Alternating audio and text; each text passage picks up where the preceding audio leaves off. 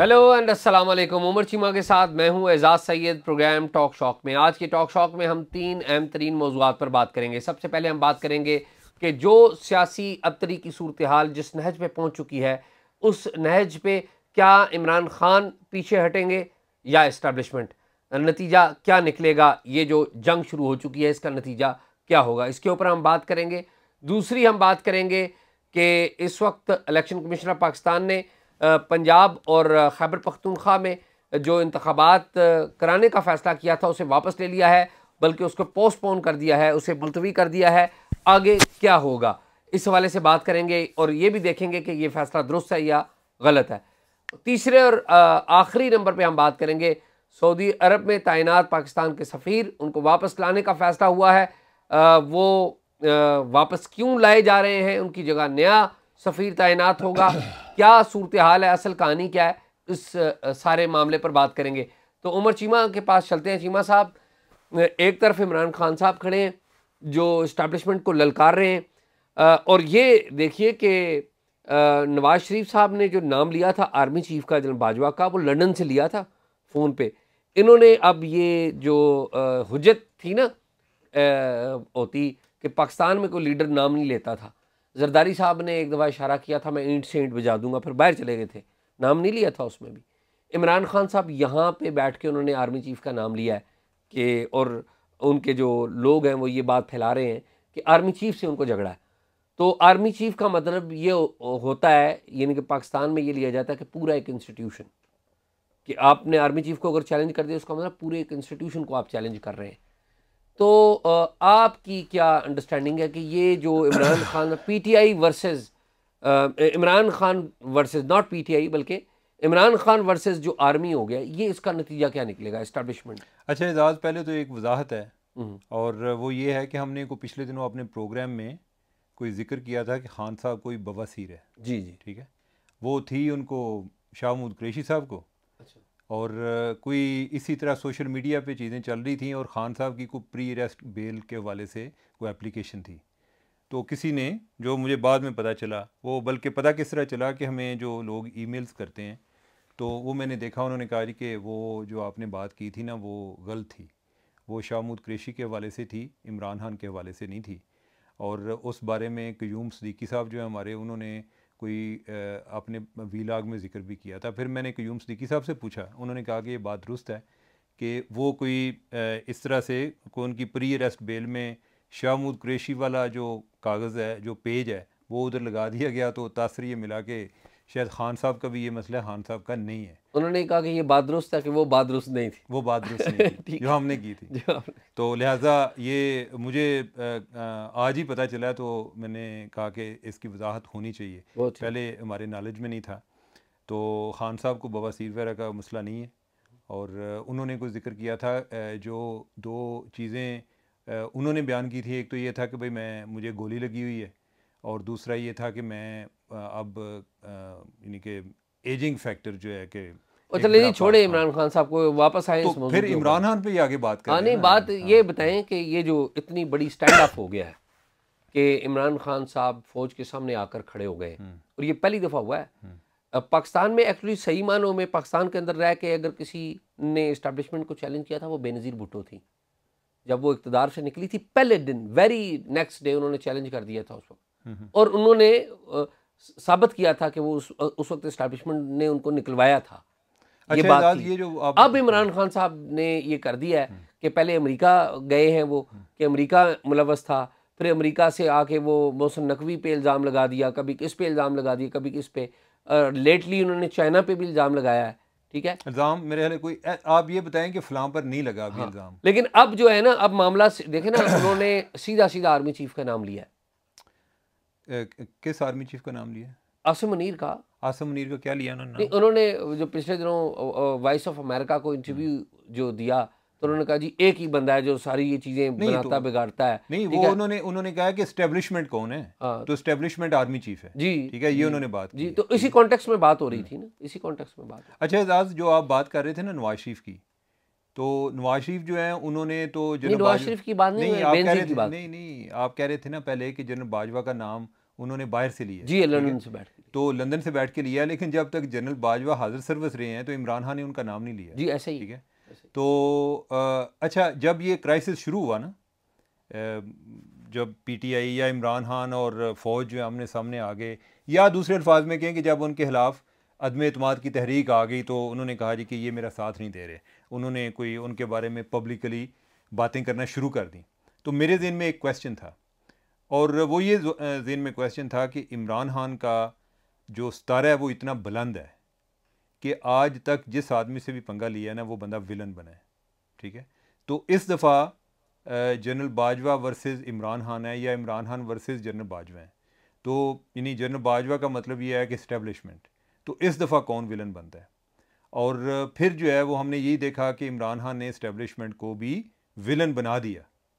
अब सवाल ये पैदा होता है कि इमरान खान ने ये तो कर दिया, इमरान खान जो है वो विलन बनाने की सलाहियत तो रखते हैं, ठीक है, लेकिन क्या उनके पास कोई प्लान है?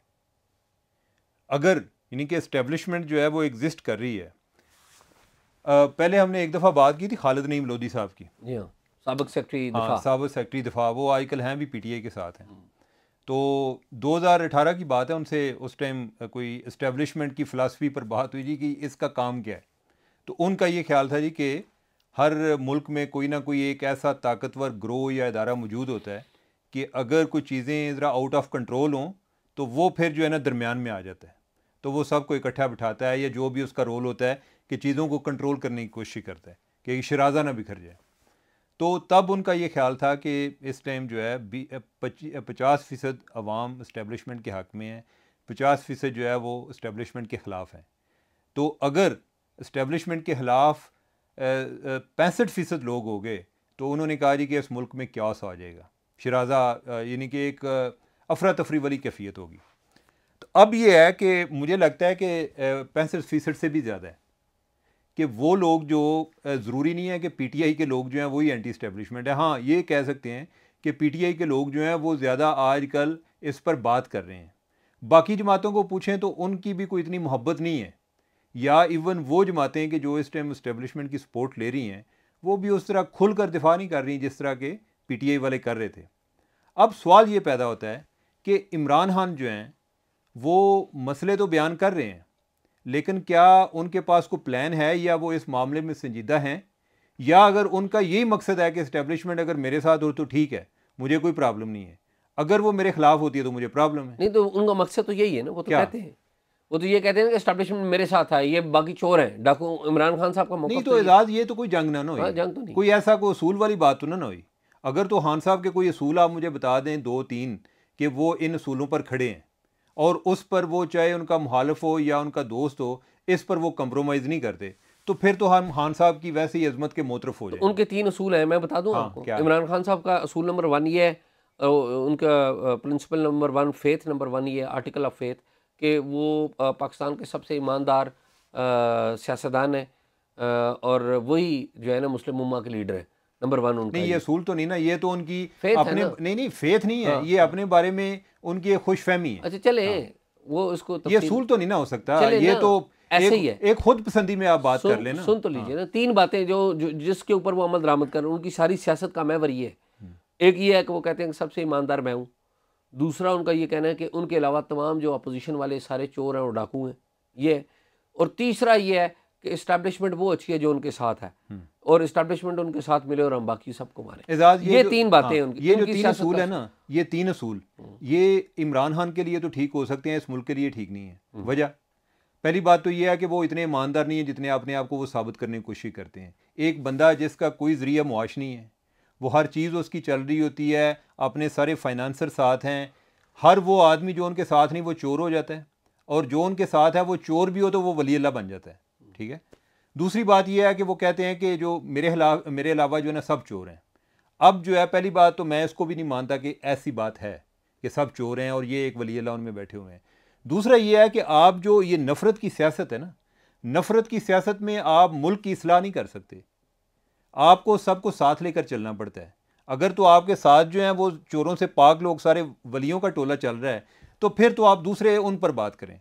तो अगर ये असूल भी सिर्फ इस हद तक है कि आपकी स्ट्रेटजी है कि आपने उनको डिस्क्रेडिट करना है, और उनको डिस्क्रेडिट करके, लोगों को मुतनफ़र करके आप चाहते हैं कि मैं ही, और वो ये बात करते रहे यानी कि मेरे अलावा कोई ऑप्शन नहीं है। वो अपने आप को ऑप्शन बनाने के चक्कर में ये सारी जो एक नफरत की सियासत करते हैं। ठीक है। तीसरा जो है एस्टेब्लिशमेंट है, करते आए हैं वो ये है कि एस्टेब्लिशमेंट का जो एक रोल है उसको रीडिफाइन करने की ज़रूरत है कि एस्टेब्लिशमेंट कितनी उसको मुदाखलत करनी चाहिए और कितनी नहीं करनी चाहिए इस दौरान। और ये सिर्फ एस्टेब्लिशमेंट तक बात नहीं होगी, फिर जो हमारी एक सियासी क़यादत है ओवरऑल, उनको भी जिम्मेदारी लेनी पड़ेगी। ये नहीं कि जिधर उनकी ज़रूरत पड़ जाएगी तो उनको साथ मिला लिया, जिधर ज़रूरत नहीं पड़ेगी तो आप कहें कि और इस मामले में एक ईमानदाराना कन्वर्सेशन की ज़रूरत है कि जिसमें हम तय करें कि हम सब ने, ये मुल्क हमारा है, ठीक है, इसके ये मसाइल हैं, ये हम कर सकते हैं, ये वाले जो है ना आप कर सकते हैं, ठीक है, या आप जो है ना अपने आप को दिफा तक महदूद करें, ठीक है, और बाकी फलां काम जो है अदारों की कैपेसिटी बिल्डिंग की ज़रूरत है, उनकी कैपेसिटी इम्प्रूव करें, और ताकि ब्रोक्रेसी जो सिविलियन ब्रोक्रेसी है उससे भी काम लिया जाए, और जो सिविलियन लीडरशिप है वो फैसला करे। हमारा तो ये एक असूल रहा है, अगर खान साहब का अगर ये असूल है तो हम खान साहब के साथ एक एग्री करते हैं। अगर उनका सिर्फ असूल पावर है, अगर वो पावर के हसूल के लिए कुछ भी कर सकते हैं तो फिर आज मेरी तो कोई ऐसी हमदर्दी नहीं है। अच्छा। और एक चीज़ हमारे अक्सर यानी मैं देखता हूं कि कई लोग जो हैं वो ये भी कर रहे होते हैं जी कि आप इमरान खान के खिलाफ हैं। भाई हमारा कोई एक पॉइंट है, और इसका ये मतलब नहीं कि बाकी लोग जो हैं वो सारे ठीक हैं। प्रॉब्लम ये है कि हम ये जो हमें भी लोग तनकीद कर रहे होते हैं वो भी इस बात के मोतरफ हैं, बल्कि वो बड़ा फखरिया अंदाज में बयान करते हैं कि इस टाइम जो है या प्रो इमरान है या एंटी इमरान है।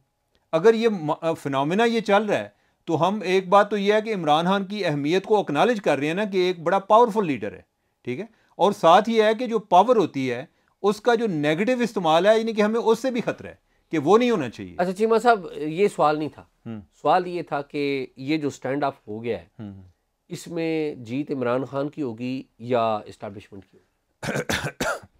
एजाज, मुझे तो अभी ये जो इस पर इस अंदाज में हम पहले ज़रूर बात करते रहे हैं कि ये एक हाई स्टेक गेम है, इसमें स्टेक सब के हाई हैं।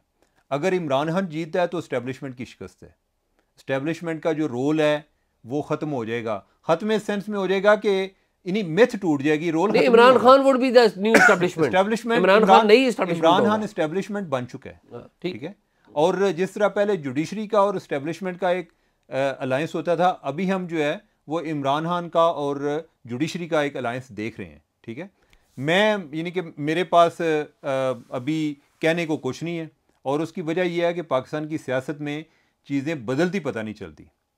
तो जिस तरह जब ये DGISI की तैनाती का इशू आया था, उससे पहले हमें कोई जो 1 पेज है वो फटता हुआ नज़र नहीं आ रहा था, और फिर अचानक जो है वो चीज़ें बिल्कुल बदल गई और 6 माह के अंदर अंदर हमने एक पूरी सियासत का नक्शा बदलते देखा, ठीक है।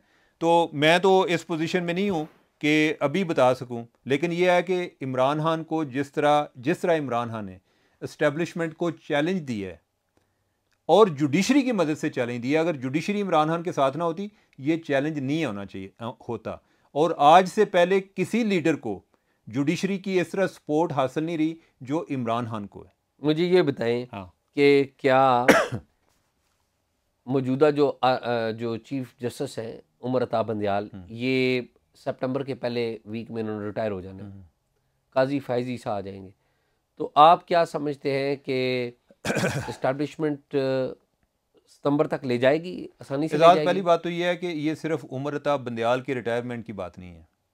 इस्लामाबाद हाई कोर्ट जो है वो सुप्रीम कोर्ट के ज़रूरी नहीं कि वो उनकी सारी बातें माने, और इसी तरह लाहौर हाई कोर्ट जो है वो ज़रूरी नहीं कि काजी फैज़ ईसा की सारी बातें माने। अब ये डिपेंड करता है कि उधर चीफ जस्टिस कौन हो। मैं उमर ये कह रहा हूँ कि असल में अल्टीमेटली बात तो आके सुप्रीम कोर्ट पे ख़त्म होती है। नहीं, अल्टीमेटली वाली बात नहीं है। नहीं, देखें अगर जो है जो लाहौर हाई कोर्ट है वो अपने फंक्शंस में इंडिपेंडेंट है, ये नेचर ऑफ रिलेशनशिप पर डिपेंड करता है कि अगर उधर काजी साहब आ जाते हैं और काजी साहब का कोई हम ख्याल जिसके साथ उनका कंफर्ट लेवल बेहतर हो, उसी तरह का कोई बंदा यानी कि उससे मिलता जुलता बंदा उनको कोई लाहौर हाई कोर्ट का चीफ जस्टिस मिल जाता है और इस्लामाबाद का मिल जाता है, तो फिर तो सूरत हाल डिफरेंट होगी।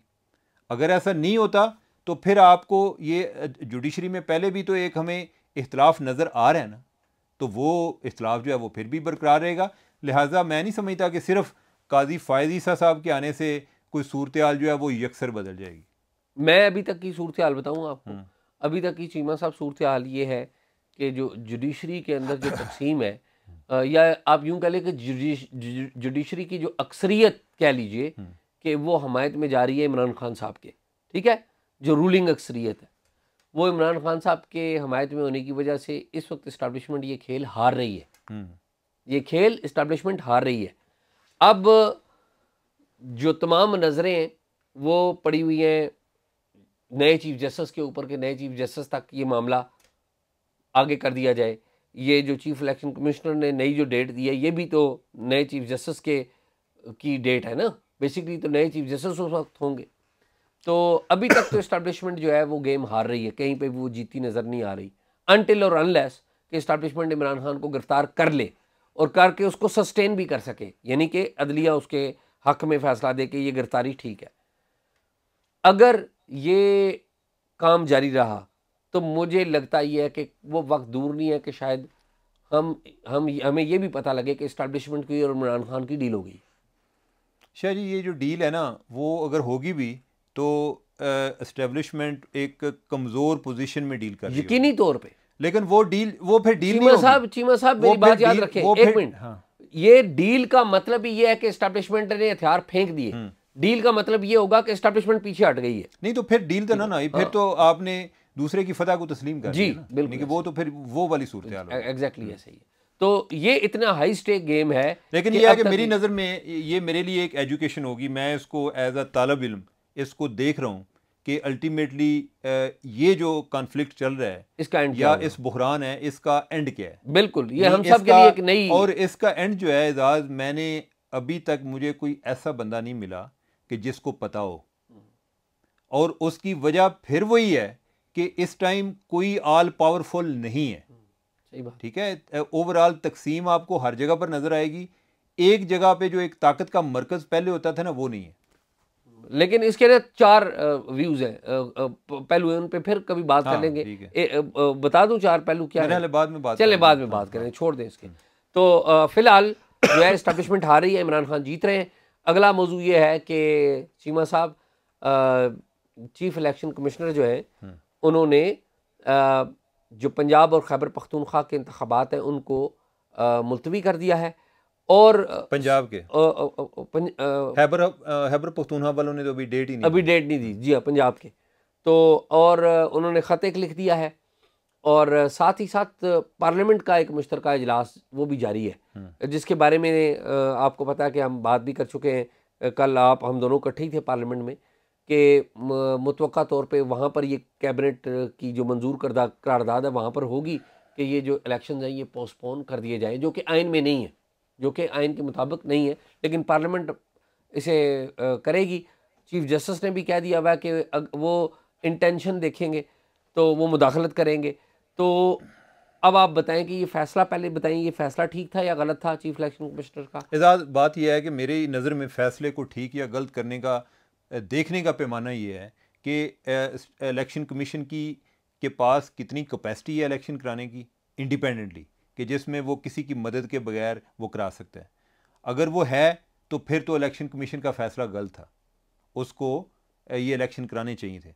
लेकिन अगर वो दूसरों की मदद के बगैर इलेक्शन नहीं करा सकता, उसको अगर आर्मी की सपोर्ट चाहिए, उसको फेडरल गवर्नमेंट से पैसे चाहिए, और उसको जुडिशरी से जो एक स्टाफ चाहिए, डिस्ट्रिक्ट जज चाहिए, अगर वो नहीं मिल रहे और उनके बगैर इलेक्शन कमीशन कोई उसकी एक फेयर और फ्री इलेक्शन और एक जो जिसमें कोई लॉ एंड ऑर्डर वाली सिचुएशन पैदा ना हो जाए, इस तरह के ये इसकी वो गारंटी नहीं दे सकता। अब यह है कि इलेक्शन कमीशन के पास ऑप्शन क्या थे। एक ये था कि वो सीधा सुप्रीम कोर्ट के पास चले जाते और वो कहते जी कि ये वाली सूरत हाल है और हम बताएं कि आपने कहा था कि इलेक्शन करा दें। तो हमारे सामने भी ये फर्स्ट टाइम ऐसी सिचुएशन आ रही है कि 2 जगह पे इलेक्शन होने हैं, बाकी जगह पर हो नहीं रहे। तो अब आप रहनुमाई करेंगे, हमारे साथ तो गवर्नमेंट भी नहीं चल रही, कोई हमें कोई ना फौज जो है अपनी कोई दे रही है, पर्सनल फराम कर रही है। एक तो ये ऑप्शन था। ऐसा करते तो वो इलेक्शन को मुलतवी किए बगैर हो नहीं सकता था।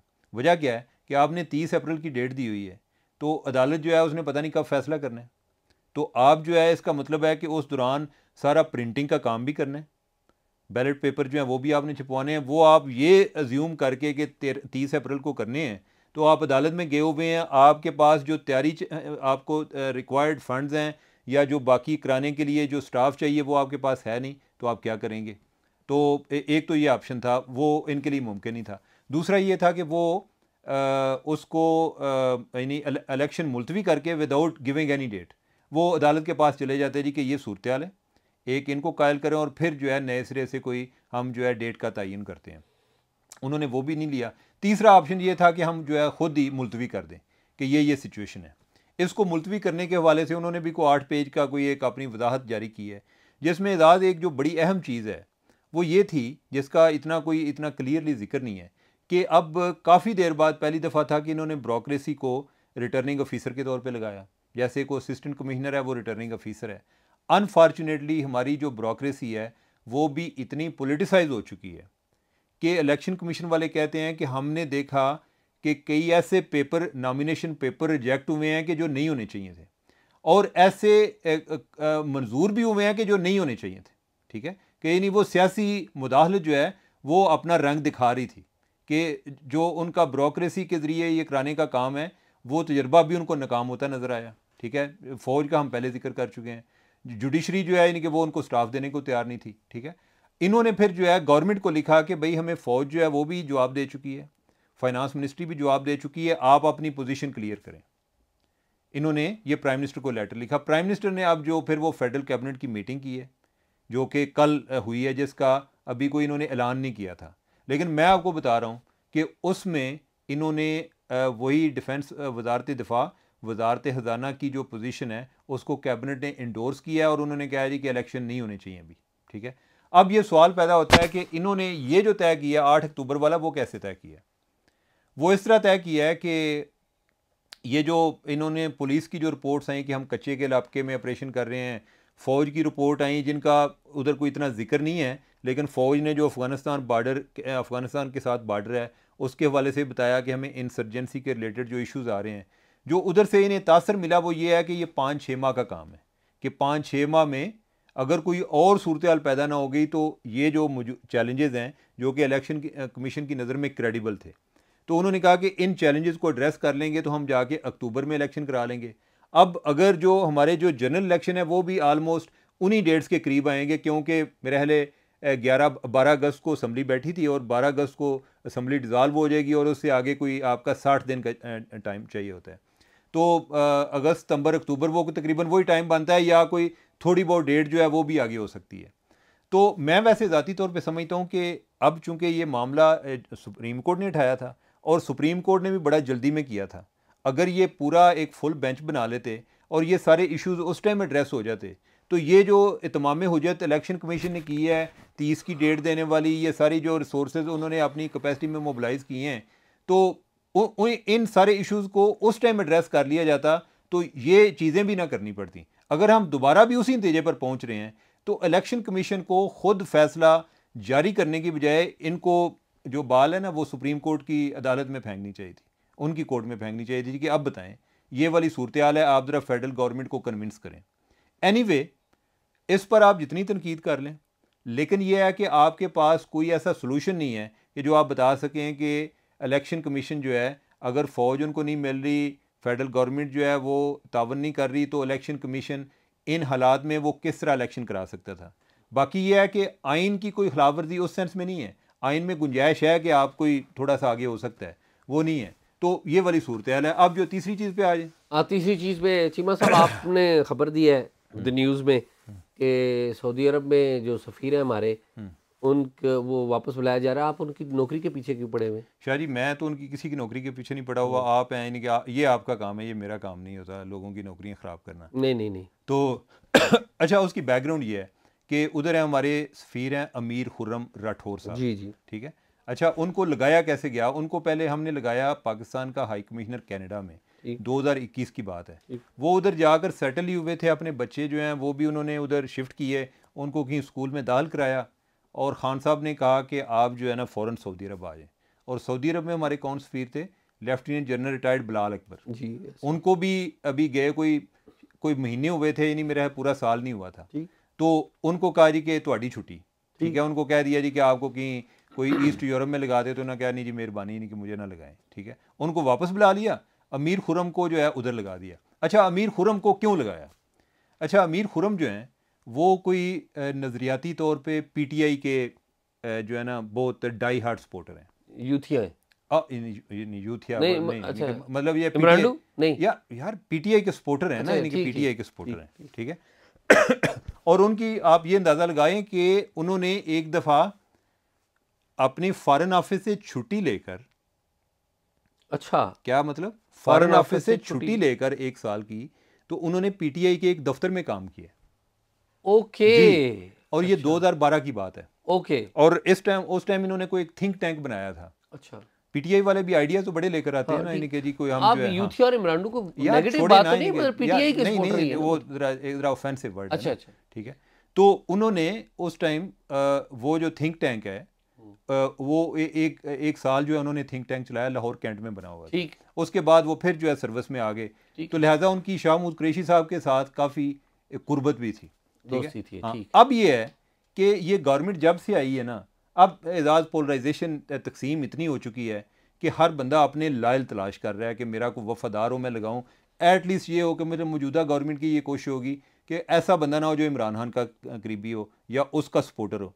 और यही बात जो है वो पीटीआई वाले जो हैं वो कर रहे होते हैं जब वो आते हैं कि ऐसा बंदा ना हो जो ये नवाज शरीफ वगैरह के करीब रहा हो या आसफ जरदारी के करीब रहा हो। तो ये इनको उस टाइम से खटकते थे क्योंकि हमारा सऊदी अरब के साथ बड़े सेंसिटिव रिलेशन है, और सारी जो कॉरेस्पॉन्डेंस है वो अगर सफ़ीर के ज़रिए होनी है तो ख़दशा ये है कि इमरान खान को आगे मुखबरी होगी, ठीक है। अच्छा, लेकिन ये है कि इस मामले में जो एक अहम डेवलपमेंट हुई कि इनको ले ही आया जाए वापस, वो तब हुई जब इमरान खान ने, आपको याद है पिछले दिनों कहा था जी कि मेरी जो है ना मोहम्मद बिन सलमान से राब्ता है, ठीक है। उस पे जो है ना गवर्नमेंट के कान खड़े हो गए कि ये बंदा राब्ता तो नहीं करा रहा, ठीक है। अच्छा, ये कोई बातें इस तरह की चल रही हैं, लेकिन मुझे नहीं वैसे ये बात हजम होती है। वैसे इसकी कोई सरकारी लेवल पे अभी तक मुझे गवर्नमेंट के लेवल से भी किसी ने तस्दीक नहीं की कि उस बंदे का कोई रोल है या नहीं, सिवाय इसके वो कहते हैं कि ये बात दुरुस्त है कि हम उसको इमरान खान के करीब समझते हैं, लिहाजा हम चाहते थे कि उसको पुल आउट करें, हमने कर लिया। लेकिन ये बात जो है ना फॉरेन ऑफिस के सर्कल में ये चलती ज़रूर रही है, लेकिन है गैर मुसद्दका जी के कोई इन्होंने, मुझे ये भी बात डाउटफुल लगती है कि इमरान खान का कोई मोहम्मद बिन सलमान के साथ राब्ता हुआ होगा। I don't think so. लेकिन ये है कि उन्होंने जब की है ना बात, उसकी वजह से गवर्नमेंट के कान खड़े हो गए कि यार इस बंदे को बुला ही लें वापस। अच्छा चीमा साहब, मैं वैसे आपको एक अर्ज करूं, मैं और आप, हम ब्यूरोक्रेट्स को, ये डिप्लोमेट्स वगैरह को भी कवर करते हैं। मेरा अमीर खुरम राठौर साहब को मैं नहीं जानता हूँ, लेकिन मैं आपको ये बात बता दूं कि जितने भी डिप्लोमेट होते हैं या ब्यूरोक्रेट होते हैं ना, वो इस बारे में बड़े केयरफुल होते हैं आम तौर के ऊपर कि कोई ऐसा काम ना करें जिससे उनकी नौकरी को किसी किस्म का चैलेंज आए। अब मैं खुरम राठौर साहब को बिल्कुल भी नहीं जानता, मेरा नहीं ख्याल कि इन्होंने कभी इमरान खान का कहीं राब्ता करवाया होगा। मैं ये मुमकिन है, ज़रूर ये मुमकिन हो सकता है उन्होंने, ज़ाहिर है अगर वो पीटीआई को पसंद करते हैं, इमरान खान साहब को पसंद करते हैं, मुमकिन है उनसे बात कर ली हो, या उनका कोई पैगाम आया हो, या उनकी कोई फैसिलिटेशन किसी और वाले से कर दी हो। अब एजाज ये भी देखे ना कि इससे पहले रहमतुल्लाह जो कि जिन पर ये इल्ज़ाम था कि ये जनरल के बहुत करीब हैं और आईएसआई के ऑफिसर जो हैं वो उधर सऊदीया में हमारे डिप्लोमेट ही थे, उनको भी बुला लिया गया। अब इनको बुला लिया गया, मैं कहता हूँ कि ये काम उन्होंने ना भी किया हो तो इनको शायद लगा हो कि हमारी जो भी सऊदीया के साथ रिलेशनशिप की नेचर है वो ऐन मुमकिन है कि इमरान खान तक बात पहुँच रही हो, और जो कि गवर्नमेंट चाहती होगी कि वो अनकंफर्टेबल होगी कि हमारे एतमाद का आदमी नहीं है, लिहाजा इनको वापस बुलाया जाए। लेकिन गवर्नमेंट ऑफिसर्स को भी और डिप्लोमेट्स को भी केयरफुल रहना चाहिए। किसी भी सियासी जमात के साथ ये छुट्टी लेके जाके अगर आप उनके दफ्तरों में करते रहें तो लोग आप पर उंगलियां ज़रूर उठाएंगे। तो चीमा साहब, और कोई बात नहीं है, मेरे हाल में सारी बातें हमने कर ली हैं। नाजरीन, उम्मीद है आपको उमर चीमा की और मेरी गुफ्तगू पसंद आई होगी। हमें देखते रहिए। अगर आपने हमें को मालूमात देनी है तो talkshop777@gmail पे ज़रूर इरसाल कीजिए। हमें देखते रहिए। अगले प्रोग्राम तक के लिए इजाज़त दीजिए।